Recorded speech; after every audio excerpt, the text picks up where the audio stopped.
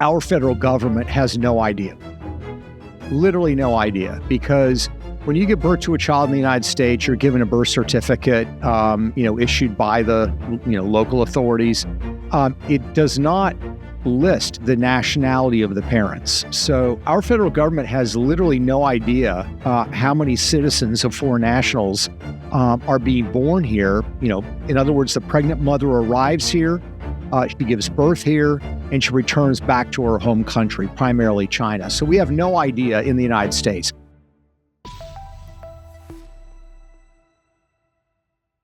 Peter, I got to tell you, I was trying to listen to your audiobook because I've got both versions in the evening, and I had to stop. My producer, literally was struggling. She said her jaw was open the whole time, and she was just reading one chapter. I think this is going to be the most important book of 2026, and it may be the single most important book, and you've written some very important books, that you've ever done. Yeah, well, thank you. Thank you very much. That means a lot. Thank you. It's extraordinary because your level of journalism, this isn't just some anecdotes. We're talking names, dates, and it's overwhelming. As a matter of fact, I was trying to compile facts, and what was ridiculous about it, or disturbing or wonderful about the book, is that there are so many facts, and they're also important, that I thought, wait a minute, I could just copy and paste a whole chapter. And let me say this: we're only going to look at one of your chapters today. China. Because I need to have you back to go in depth on the rest of the book. But it would be impossible to do it justice in one episode. So we're going to focus on China. And that sounds great. Let me ask you a question. Who was the first baby born in the United States on January 1st, 2025? Well, the first baby born to ring in the new year was actually what we call a product of birth tourism. It was a Chinese baby born to Chinese parents who traveled to Saipan, which is a American protectorate in Asia Pacific, but it's a U.S. territory. So if you were born there, as if you were born within the proper United States, according to advocates of birthright citizenship, you are automatically granted U.S. citizenship. So the first child born in the United States was the child of Chinese officials who came from China. And that baby has now been granted U.S. citizenship as a result of birth tourism, which I think symbolizes our misunderstanding of what's going on with the issue of birth tourism. Birth tourism, a lot of people have the impression that birthright citizenship is about somebody who has lived here for 6 years, or they're here on a student visa, or happens to be here as a tourist, and they give birth and the child's born here, and okay, well, maybe we should give them citizenship. China has an industrial scale model that they have erected to exploit this system in a massive way. So it is ironic, but also symbolic, that the first child born in America was actually a Chinese baby that was granted U.S. citizenship. How many Chinese babies, let's see, how do you phrase the question? How many American citizens have been born to Chinese citizens through birthright citizenship and birthright tourism in whole, do you believe?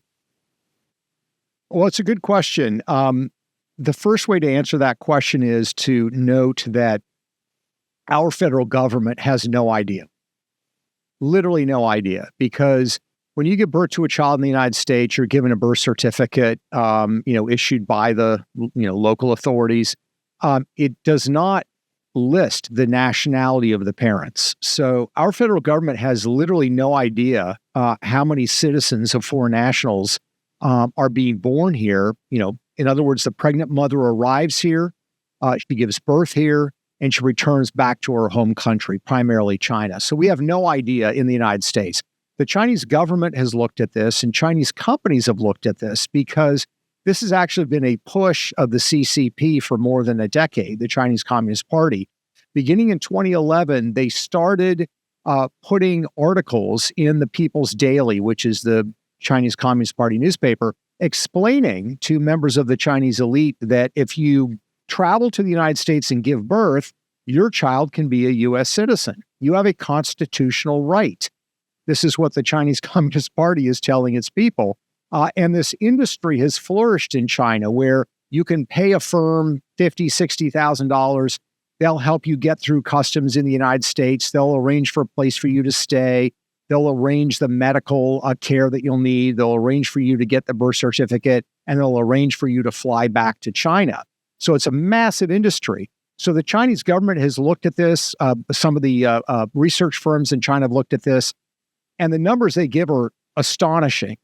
Their estimates are that every year for the past 13 or 14 years, roughly 100,000 Chinese babies have been born in the United States, which are then brought back to China and are raised in China in Chinese Communist Party schools, growing up in that system. These are the children of the Chinese elite, military officers, intelligence officers, propagandists. And so when you do the math, 100,000, roughly 100,000 a year for 13 years, you're looking at more than 1 million U.S. citizens that are being raised in China. And what's going to happen when they turn 18 is they're going to have the right to vote. They're going to have the right to donate to political campaigns. They're going to have the right to apply for government jobs. So this is a massive, massive vulnerability that nobody is really paying attention to. And just look at the 2016 election between Donald Trump and Hillary Clinton. That election was settled by 72,000 votes? So this is a huge, huge problem. And the Chinese themselves say that these massive numbers are the numbers that apply. And we in the United States are absolutely clueless about the extent to which this is going on. And it could also include people who are not coming for this under birthright tourism per se, where they come over, spend 30 days, 60 days, whatever, and then go home.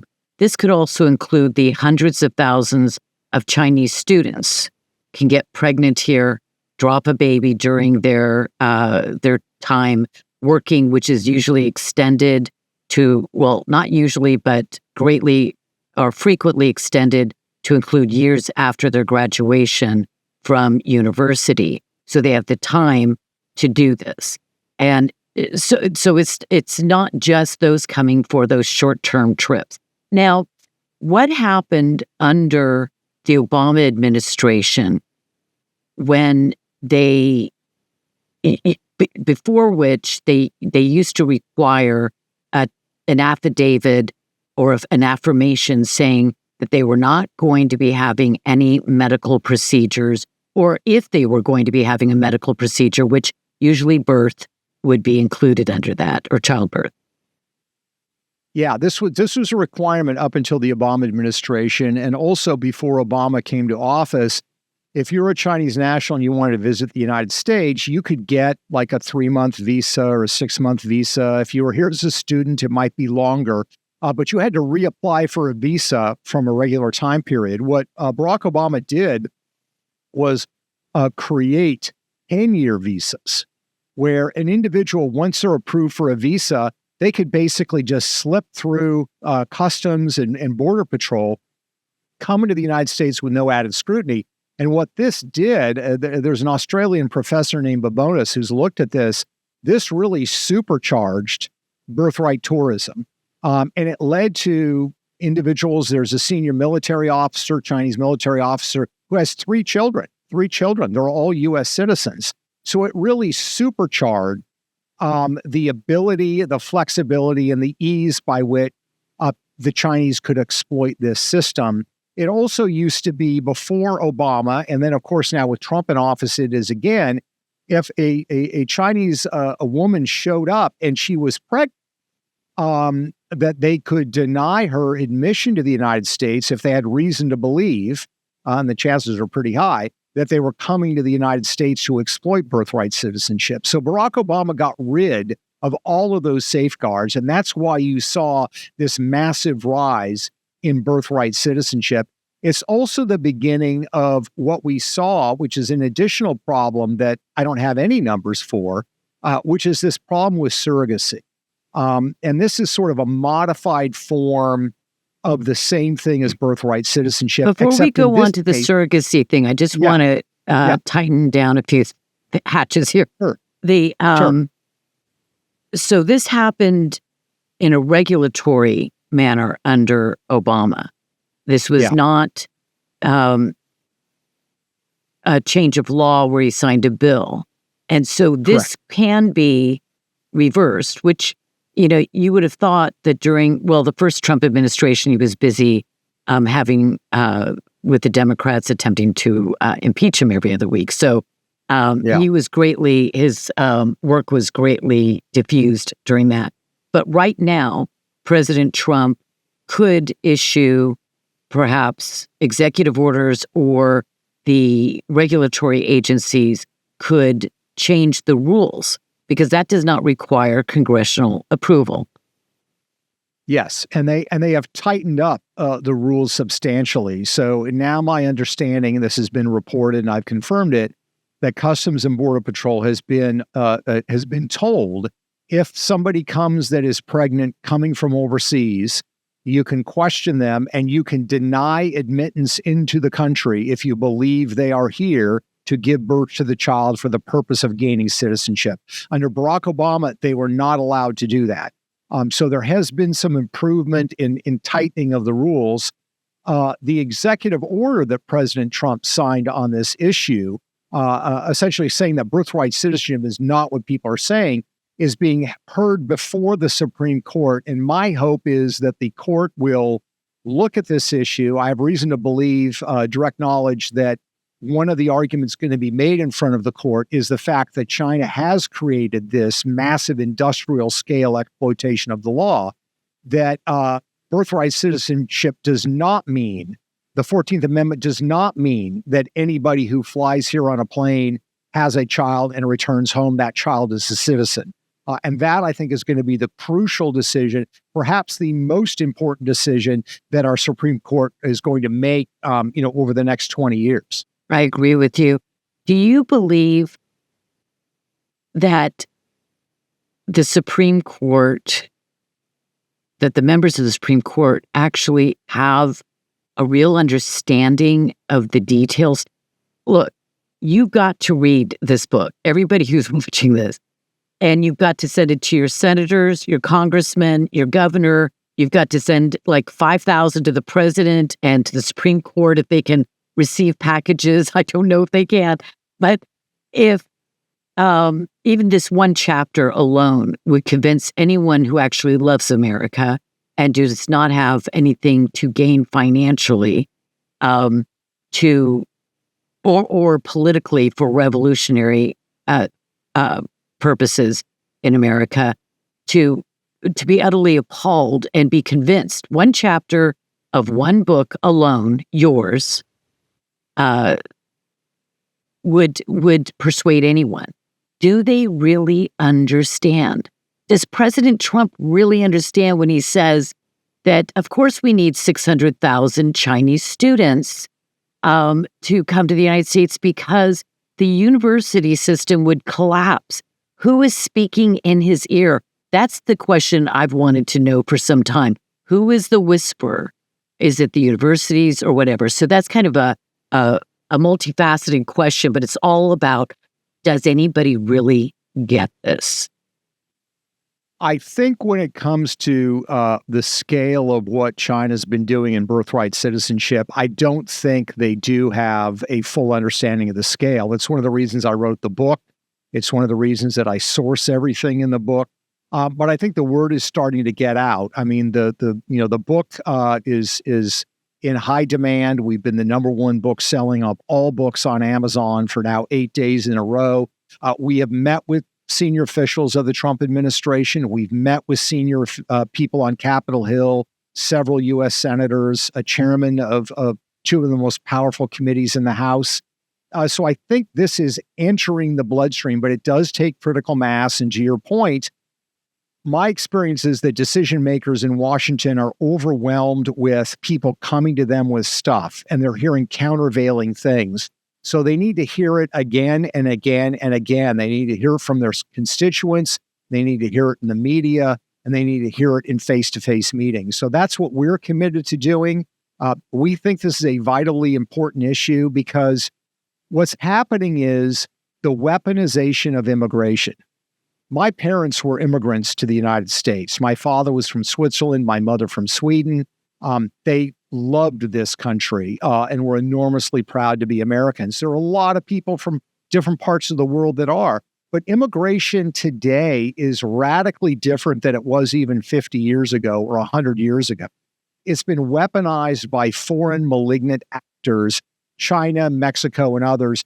In the case of China, they figured out ways to exploit our immigration system to gain leverage and influence in our country.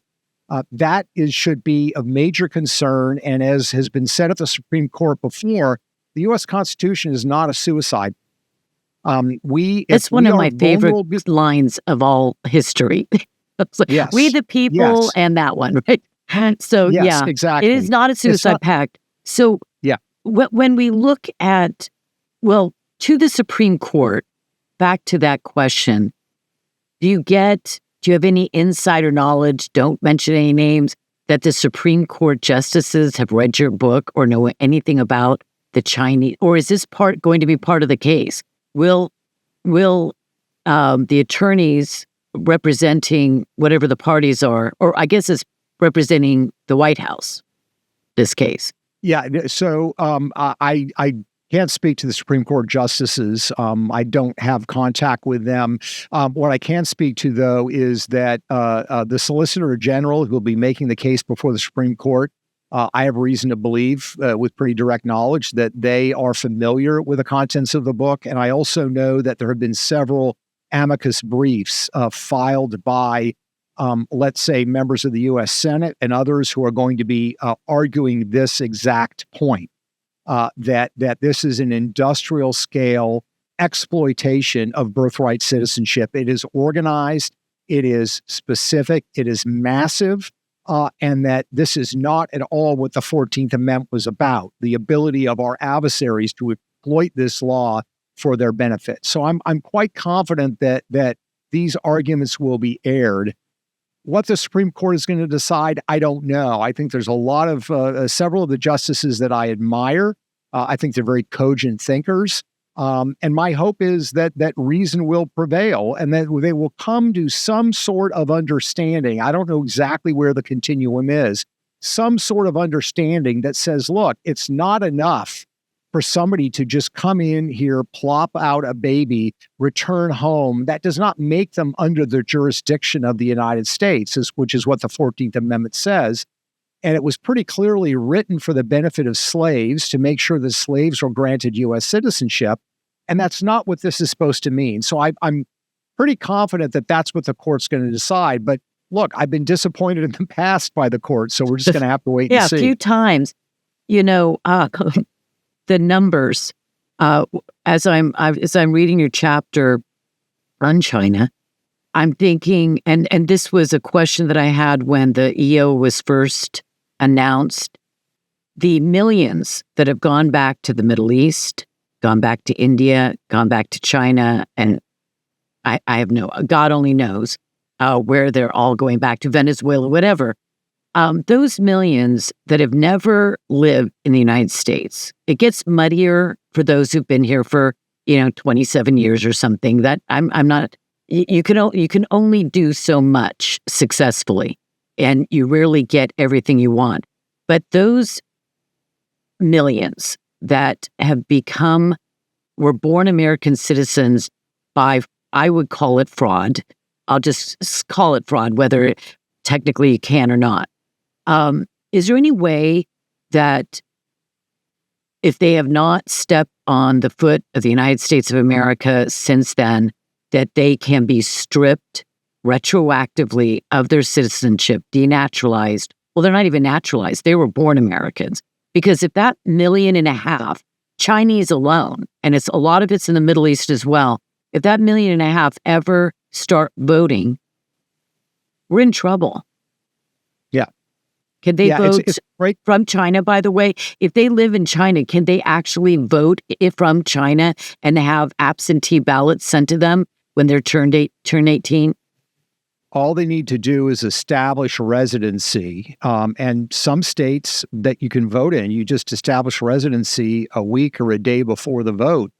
You can. And we've already seen this, by the way, in some instances where there is an apartment in, say, Arizona that has 15 or 20 foreign nationals listing that as their place of residence. One of them owns the condo or they rent the condo or whatever. That is their residence. They can vote, and they can vote by absentee ballot from China. So yeah, it's not that difficult to exploit this system. To answer your question about denaturalizing or striking a citizenship, I don't know. I'm not an attorney in that way. There is certainly a line of argument you could make if the Supreme Court comes back and says it's not good enough to just be born here. You have to have arrived here and been here legitimately in some legitimate way. If they come to some conclusion like that, there is the possibility, because what these companies in China do when they make these arrangements for this birth tourism is they tell the mothers from China who are traveling here to lie on their applications, their visa applications, to say, no, I'm not here for any medical procedure. I'm here totally to be a tourist. So they still have that question on the application. Yes, exactly. Oh, You're asked, is there a medical procedure you're undergoing? And they are told to say no. They are told sometimes to wear loose-fitting clothes, so it's not apparent that they are pregnant. So there's absolutely a level of deception involved, at least during times when these laws are being enforced, like during the Trump administration. So one argument could be, if the court says you don't have an absolute right just because you were born here, you could say it's the old legal argument, fruit from a poisonous tree. Like you relied on your visa application to get you into the country. Ergo, you are not in the country for a legitimate reason because you lied. Ergo, you are not going to get citizenship for your child because you lied on your visa application. A lot of it will come down to what the Supreme Court decide, the extent, if they do, the extent to which they scale back birthright citizenship. Okay. Let's talk about surrogate births. Yeah. Lay it out for me. Yeah, I mean, this is, I think, kind of the creepiest of all of them, and there's plenty of creepy behavior.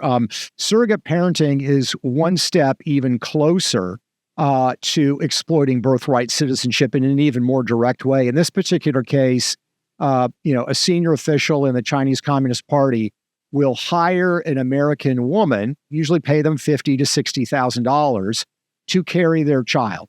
It will either be just sperm from him, or it may be a sperm and an egg from the Chinese official and his wife. The American woman will carry the child to term in the United States. The child will be born. Now, again, the child is born in the United States. The child has the added benefit of now its biological mother is an American citizen. So even if you get rid of birthright citizenship and you do not end this surrogacy industry that they are exploiting, these children will become U.S. citizens. We don't have an idea of the scale in terms of raw numbers, like the estimates from China, 100,000 a year for 13 years.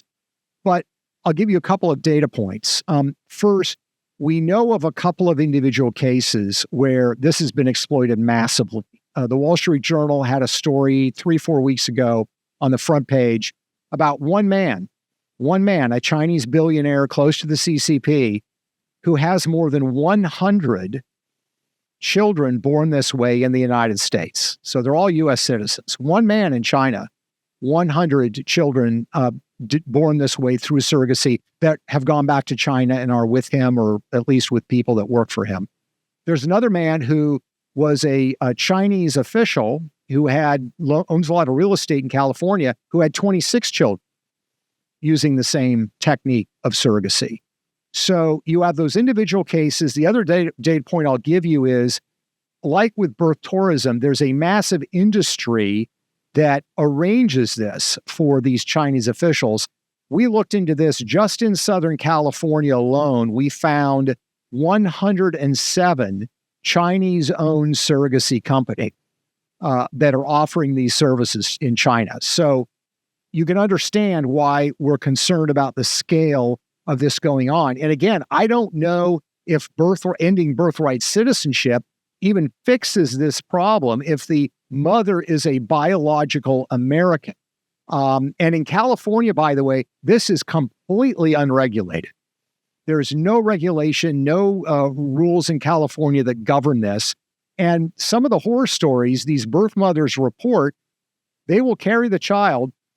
The child will be born. They'll have the child, for a few days. When the child is ready to travel, the parents, the father, the mother, don't even show up. A third party shows up to collect the child. It's a product. And the mothers have expressed fear. They wonder about what is the fate of this child. So it's a huge, huge, huge problem that needs to be dealt with as well. How much do these LLCs, and I'll preface it by saying that in our investigations into this India pipeline of extraordinary proportions nationwide, that they of companies that are stood up, they're called Phoenix companies. As soon as it gets problematic, they just take a different logo, establish an LLC, take the same books, the same employees, even the same address, and now there's a new company. It's off the radar screen. The federal government is not monitoring this, obviously, at all. And I saw in this chapter where you explained that these LLCs of Chinese-owned LLCs are a huge problem and are part of this system. Yeah, exactly. So I mentioned the gentleman earlier that has 26 children through surrogacy. He's a Chinese official, high-ranking CCP official back in China. He owns more than $100 million of real estate in the United States, but he's got more than 100 LLC companies, and he rotates and moves these properties around and moves his activities around. They're very smart in manipulating the American legal system in a way that prevents accountability, prevents detection of fraud, limits the ability to track, potentially illegal activity, and prevents the ability for having any sense of transparency about what they're doing and what they're involved in. So again, this is a form of what some people call lawfare. I mean, the phrase has been used in terms of using law as a weapon to go after people, like they went after Donald Trump when he was in office and when he was out of office. It's also lawfare is a way of hiding and concealing what you're actually doing. And there are a lot of, senior officials from the CCP who do extensive activities in the United States and mask it by hiding behind these LLCs that are registered to a law firm, which doesn't disclose who the ultimate owner is, or that LLC is actually a subset of another LLC, which is a subset of an offshore corporation. So it's very hard to figure out exactly what's going on. So when I mentioned the 107 Chinese-owned surrogacy companies, let's just be clear. Those were the ones that were easy to find. They are Chinese-owned. They have surrogacy in the name, and they're involved in surrogacy activities. They're advertising their surrogacy activities back in the United States. We have no way of detecting how many others are doing this and doing a better job of concealing the activities that they're engaged in. We found with our India investigations that many of these companies are now changing their names to not sound Indian, but to sound like America Patriot Staffing Services. And with all that we're seeing in the United States with the Somalis, the Somali government is clearly, or Al-Shabaab, whatever, not even trying to make a distinction. The Somali government, Al-Shabaab, they're weaponizing our immigration system. And I would say India, it very, very clearly is from all of our investigations, and China is, and Mexico is, and Venezuela clearly did as well in a maybe more ham-handed way. But I mean, this has been going on a long time, and everybody, they're also communicating with each other, aren't they, as well? Chinese and Mexicans, the Chinese government and the Mexican government are both working toward the same end, especially with the communist president, Scheinbaum, but they're working toward the same end. Ultimately, it's about destroying America. We don't know who's going to take over America. Maybe it'll be a balkanized, crazy place where it's the Islamists and the Chinese communists and the Mexicans and the Somalis and all the rest. They're all fighting each other. We become this, I don't know, this grand story of defeat like Europe is becoming. But they are working together, are they not? Yeah, and it's not a broad conspiracy. It's a marriage of convenience because they all want the same thing, and they're going to divide the spoils later once they've actually achieved their goal.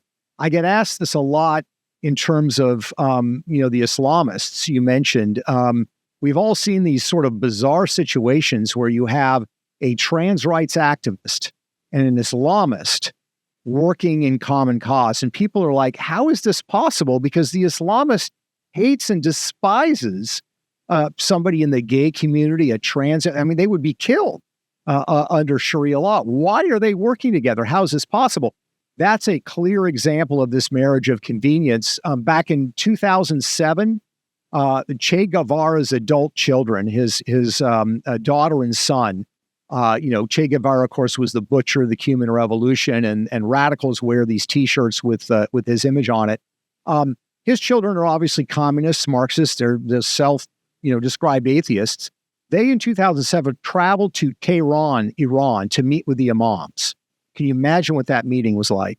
And they sat down and had discussions, and they both admitted that the meetings got off to a pretty rough start because they first started talking about the existence of God, and they have totally different views on it. But the meeting ended on a real high note as far as they were concerned. And that's when they said, look, we have all these disagreements. We'll worry about that later. We're united by one thing. And their words were that one thing was trying to destroy the United States of America. So that's how you have this so-called red-green alliance of Islamists and left-wing Marxist radicals who, support trans rights and all these other issues are actually working together in unison. And they'll always set aside, say, the atrocities of the other, because China can kill, imprison, and disappear as many Uyghur Muslims as they want, but still, again, the enemy of my enemy is my friend. Prevails. Yes.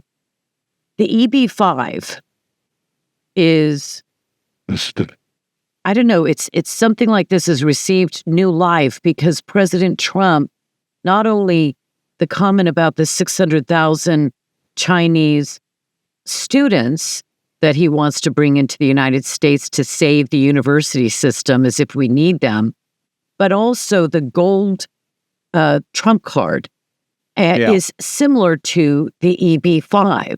And that only takes, what is it? Is it $1 million or 10 million or 10 million? EB-5 takes $1 million. I think Trump wants to up that to, I don't know, 100 million or whatever it might be. I think this is a bad idea. I think what Trump says, and I understand where he's coming from, he says, look, we're going to do this and we're going to have incredible vetting. Okay. I'll believe that. Sorry. Well, and again, let's say they do, for argument's sake, let's say they do. The problem is, at some point, he's not going to be president.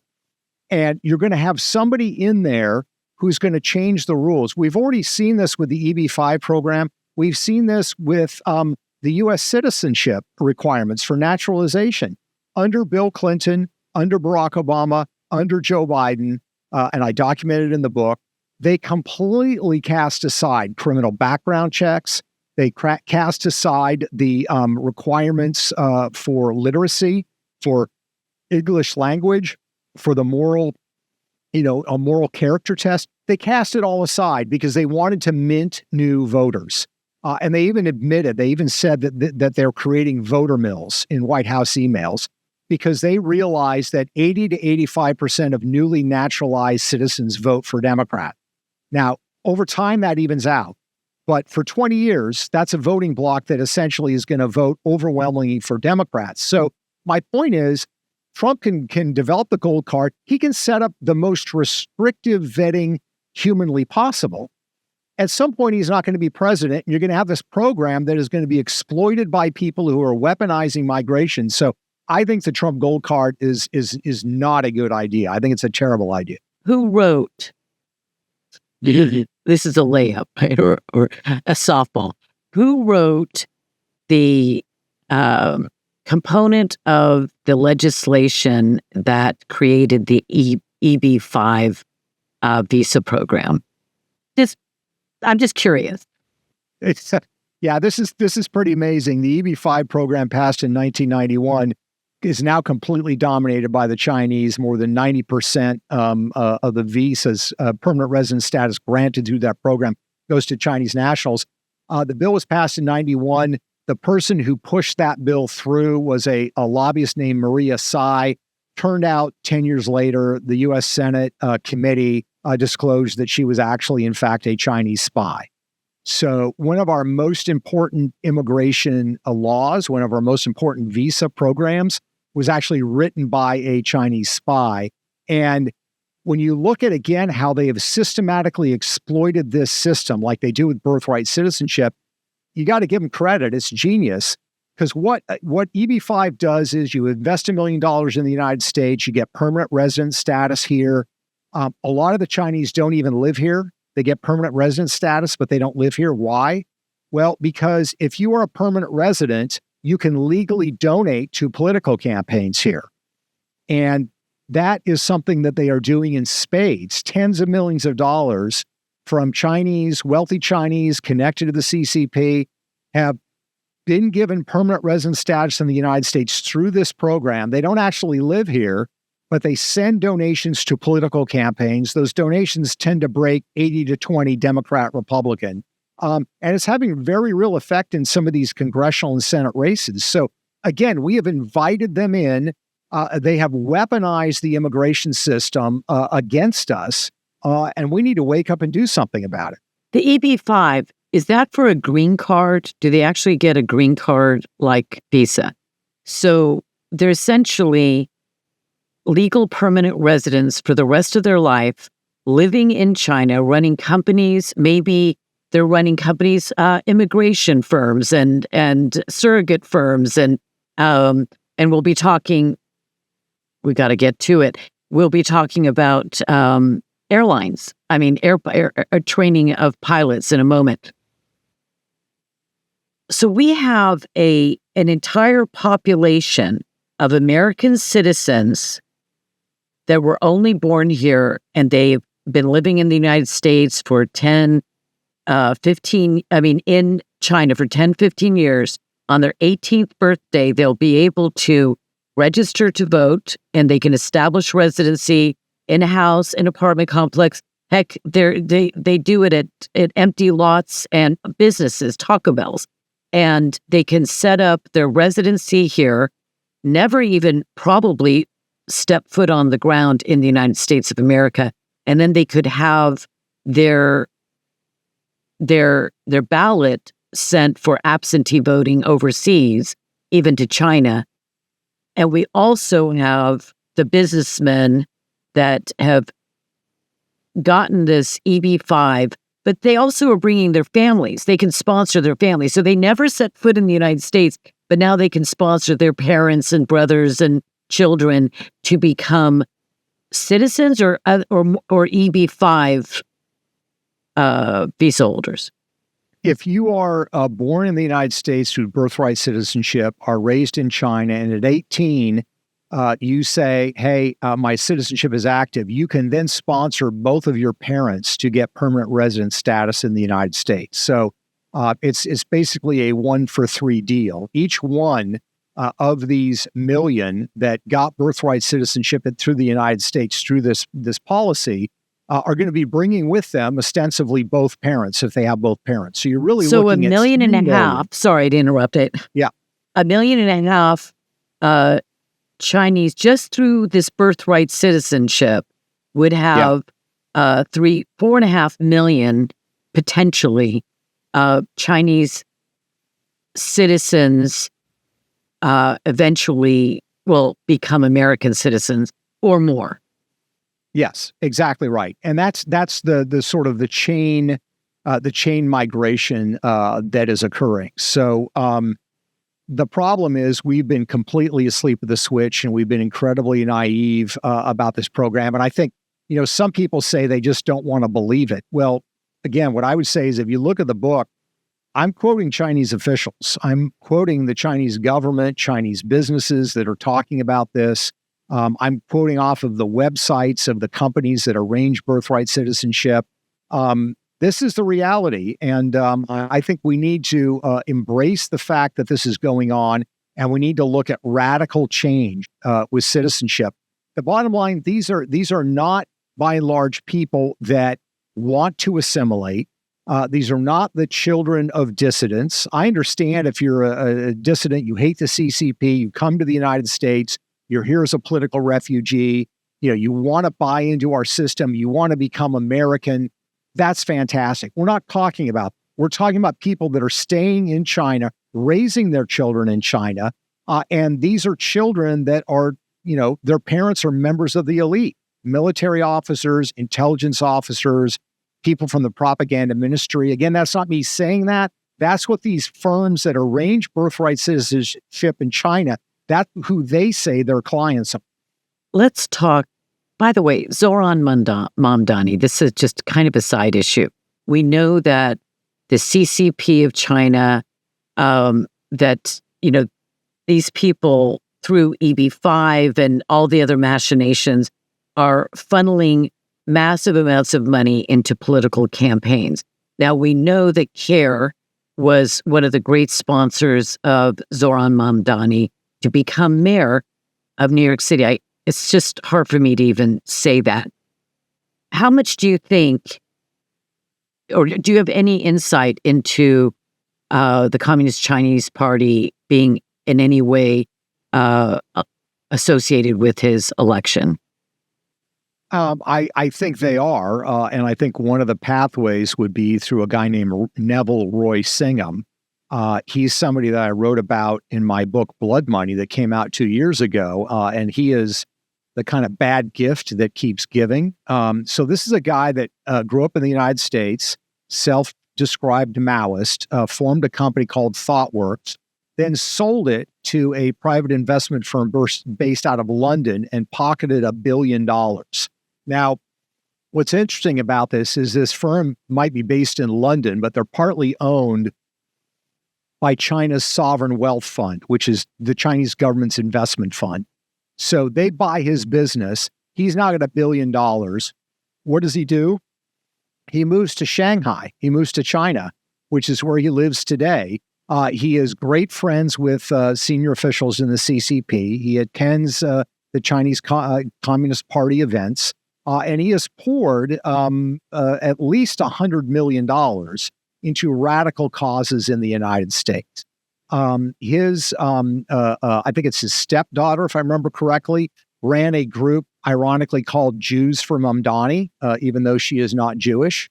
And we also know that some of the activist groups that Neville Roy Singham has funded were heavy supporters of Mamdani. So what people have to understand is the battles that are taking place in the United States are not just domestic battles. They are international in scope. So Mamdani gets support from the Chinese. He's also getting support from the Middle East. I talk about this in the book, the role that the Muslim Brotherhood played in his political rise. Their affiliates in the United States donated heavily to his political campaign to help him get elected.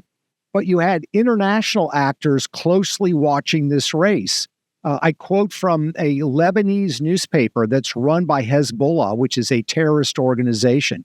I quote from the Iranian news media, and they're all talking about how great it would be if Mamdani would win.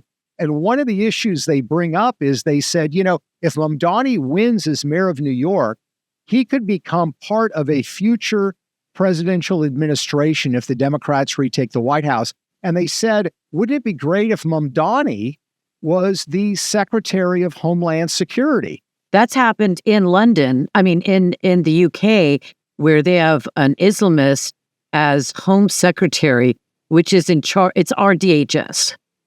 Yeah, exactly. And think about this. Why would a terrorist organization like Hezbollah want Mamdani to be, specifically as they describe it, head of the Department of Homeland Security? I think we all know the answer to that question. So my point is, New York is an international city, but these political fight, the Mamdani fight, what's going on in Minneapolis with these riots, what happened in Los Angeles last year in these riots, these are international battles. There are political networks in this country. Some are violent, some are less violent, but these political networks are designed to advance their interests through radical elements inside the United States. Again, it's not me saying this. This is based on what these foreign actors are telling us, and we need to start looking at this not through the prism of just domestic politics, but part of a larger clash between rival civilizations, Western civilizations, the one that the CCP wants to install, the one more favored by Latin America, and the one by the Islamists. And they all have their disagreements, but they are working together. It's a marriage of convenience, and they will worry about splitting the spoils later. And Israel, they've already captured most of Europe, and we can't turn Europe around. They have to do it themselves, and it could end up being a massive, war across the entire EU. I can imagine how bad it could get. But their singular focus, it's not singular. It's Israel and the United States. It's Israel and the United States. All of these actors, most of these actors, are also against Israel as well as the United States. And it's because when you say civilizational, it's a civilization just like a culture has religion, philosophy, morality, values at its core. And you cannot separate those two things. And so that's why this is. Now, as far as Chinese interference in elections, we can't go deep on this, just a minute on it. But let's just for a moment talk about the Chinese government printing up American driver's licenses in 2020. Yeah, this was something that Department of Homeland Security and the FBI had crossed their radar. That was intelligence in the form of an intelligence brief that the Chinese government, through their consulates in the United States, had printed up a massive number of false driver's licenses. And the intelligence warning was that this was an effort to manipulate our elections by allowing people who are not citizens to appear that they had citizenship because they were carrying a form of ID that was false. This, again, is part of the problem, which we have to be smart and realize that these actors have enormous stakes in who wins presidential elections. Mexico, huge stakes if it's Donald Trump or Kamala Harris. And, I talk about in the book how Mexico tries to insert itself in our elections. China does the same thing. I mean, do they want an administration that is going to hit them hard with tariffs, hit them hard on their involvement in the fentanyl trade, stand up to them militarily? Or they want an administration that's going to be soft on all those issues? But they think in long term, and okay, we've got Trump right now. Let's print more driver's licenses. Let's have more birthright babies and all the rest. And then the next election, okay, we lost this one, but we got Mamdani, and now let's work in other avenues. I noticed that we've been doing research again, so much of it on the India problem, but I started to notice, wait a minute, a huge number of these law firms and immigration firms are actually Chinese. That would not surprise me. I haven't looked at that specifically, but it would not surprise me at all. I mean, we talk about the supply chain, right? When it comes to things we're dependent upon China for. China thinks of the supply chain in terms of immigration, how to weaponize it, political influence in the United States. So they are going to set up an infrastructure in this country that allows them to advance those interests. So it would not surprise me at all that immigration law firms and services that help with immigration issues would be dominated by the Chinese because they view that as a key vulnerability of the West. Let's talk about flight schools. Just start me off at Castle Air Force Base. Look, this is one of the most disturbing things, besides the 1.5 million potentially Chinese, well, we don't know the number, that are living in China and they're American citizens. That is a jaw dropper. But tell me about America allowing pilots, Chinese pilots, to train in the United States of America. Yeah, I think, for those of us that are old enough to remember 9/11, we remember the horror of that scene and the realization that these terrorists that flew these planes into the Twin Towers and tried to fly them into the Capitol building and flew it into the Pentagon were actually trained at flight schools in the United States. And they told their instructors, we don't want to learn how to land, we just want to learn how to fly. After that horror, we passed legislation that said, if you're coming from a terrorist sponsoring territory, you cannot go to a flight school in the United States. What that bill did not include was restrictions on our foreign military adversaries. So China has a pilot problem. They say they need about 5,000 new pilots a year, roughly half military, half civilian. Even their civilian pilots, by the way, have a military role, but that's another question. They need 5,000 pilots a year. They can only domestically produce about 1,250. So what have they done? They've outsourced it in the United States. So you've got literally thousands of Chinese pilots that are being trained in the United States. Their admission to flight school, their admission is arranged and the tuition is paid by the Chinese government or by Chinese government-owned entities. It's $90,000 a year. These flight schools seem happy to take the money. And when you look at some of the class photos of these flight schools, I mean, I'm telling you, they're 95% Chinese. And they come here and fly and they get basic flight training. When they go back to China, those who do the best on basic flight training will then join the PLA, the People's Liberation Army Air Force, and get advanced military training. So we're teaching them basically how to walk so they can run as military pilots. And so someday, if we are forced into a war with China or any kind of action, or perhaps defending Taiwan, our men and women could be facing the Chinese enemy who is trained on American soil by American flight training personnel. Exactly right. It's exactly right. We're literally training our adversary and giving them the capacity to add to their Air Force in a way that threatens the United States. And by the way, I should point out, this comes at a time where while there is a shortage of pilots in our own country, so you've got to wonder, why are these flight schools, 95% of them with Chinese cadets as opposed to Americans?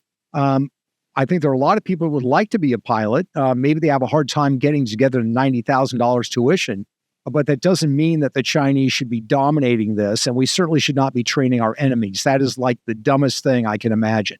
We're going to be doing that with Qatar, and despite the fact that some people say that Qatar is our greatest ally, Qatar is Muslim Brotherhood, and now they're going to be training their pilots in the United States and may start buying our jets.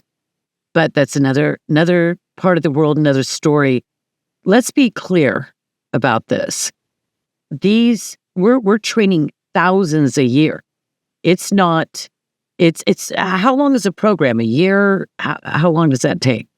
Yeah, it's about 10 months. The program's about 10 months. And by the way, some of these are going to go fly for the airlines in China, but they're state-owned airlines. And our Department of Homeland Security says that they use these airlines for spying in the United States, and they have a special program. If there were a war with the United States, all of those pilots immediately become military personnel. So the point is, all of these pilots would be used against us in, God forbid, we were to face war with Killing China. Killing Yes. Americans.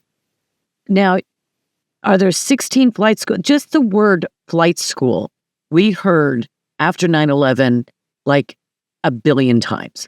Flight schools. And every single American that heard it, and I think that there were a proportion that were more patriotic back there at 9/11, were saying, why would the American government allow anyone like Muslim students come in to learn to fly commercial jets in America? How could we have that disconnect? But right now we're doing it with China. I don't know who else we're doing it with. I don't know who else. Are we still training Muslims? I mean, we're going to be training Qatar's pilots, but are we still allowing others to come in and use our flight training schools? Well, there are certain countries that they're not allowed to. This is a result of the law that came after 9/11. So, for example, if you're from Iran or you're from another terrorist sponsoring state like Syria would be or has been on that list, they cannot gain admission to U.S. flight schools. But China is our chief adversary. Certainly, it would be the case. I would imagine Russia. I don't see Russia come up as training. We're training their pilots in the United States. Peter, is part of the problem that we've so focused on this word terrorism and pass these laws, and we think we're doing this great thing. Well, it's a terror sponsoring state, but when I look at many actions with executive orders or what have you, Jordan and Egypt, there have been a lot of Jordanians and Egyptians. The man who burned little old lady Jews alive in Colorado was an Egyptian. And Jordanians have attempted to gain access to military bases and have actually done terrorism in the United States in the last few years. They're not considered the bad guys. We send them money and we bring them in. So this rigidity of terror sponsoring states, because Qatar is a terror sponsor state, but if they just mask it and put lipstick on that pig, it's okay. And not also saying adversaries of the United States will not be able to train their pilots in the United States either. It seems like China needs an entirely new category, and we need to go through all of our laws because they're investing, they're buying land, they're doing marijuana grows, they're influencing our elections, all of that. And now we find out how many, if you ask senators and congressmen, representatives, or people in the Trump administration, forget Biden, do they know that we're training Chinese pilots? They do now. But before the book, they certainly weren't aware of it. We went to Capitol Hill, met with several members of Congress, 3 or 4 U.S. senators. We met with senior people in the Trump administration. So they are aware of it now. And we are hoping, I don't know if it's a legislative solution that you need to pass a law or whether this is something the executive branch can simply do by executive order, but I'm hoping that we're going to see some action on this in the not too distant future. I really appreciate your doing this, Peter. This is an extraordinary, it's a tour de force. And I hope you sell many, many millions, not because I want you to be rich, which would be nice, but because the American people need to know this. What can they do? They read your book. They can't sleep. They're so upset. They're so angry. What do they do? Well, I would say channel that. Sometimes people get so overwhelmed and discouraged, they just want to throw their hands up. Yeah. Don't do that. That's what the enemy wants you to do. They want, people that care about their country to feel helpless and immobile. Reach out to your elected officials, share information about the book or maybe the book with friends and with neighbors. I think these are 80-20 issues. I don't think you're going to find a lot of people who say, I have no problem with the Chinese manipulating our system this way. I have no problem with us training Chinese pilots who might be fighting against our I think it is 80-20. It could even be 90-10, and we know who that 10 would be. Yes, exactly. So I feel that this is an example where if we continue to let our leaders know that we care about these issues, we share the information with them, I really am confident that we are going to get some action on it. The challenge is rising above the noise in Washington, D.C. The response to the book has been overwhelming. We've been out for 8 days. We've been the #1 book of all books sold on Amazon all those 8 days. So the response has been great. But, the book for me, I run the Government Accountability Institute. The book for me is kind of the foundation upon which we build the house. The house is about getting policy change. If I write a book that scares people and nothing happens, I really haven't accomplished a whole lot. What I want to do is actually see change. So first step is get their attention, which I think we're doing with the book. The second step really needs to be activating people and letting them know to reach out to their elected official. This may seem corny, but what about nationwide book clubs? Like, we get together on Zoom calls and we get together in our living rooms. I'm thinking of my neighbors right now saying, let's have a book club and let's come and talk about this, because I don't think you could go wrong in making it a community effort. I agree 100%. There's power and safety in numbers. People feel so isolated already with social media. I know the weather's really bad right now, so people feel isolated. But yeah, coming together and discussing these issues as I point out in the book, I'm the product of immigration. I love immigrants, but this is weaponized immigration. This is something different, and we need to deal with these issues first. And then let's have the broader conversation. How much legal immigration do we want? What should that level be? But first, we've got to deal with this issue because this is a national security threat. It's the weaponization of immigration, and it is going to undermine this country. Well, thank you so much for joining me, Peter. It has been an honor and a pleasure to have you with me. Thank you so much for having me. I really enjoyed the conversation.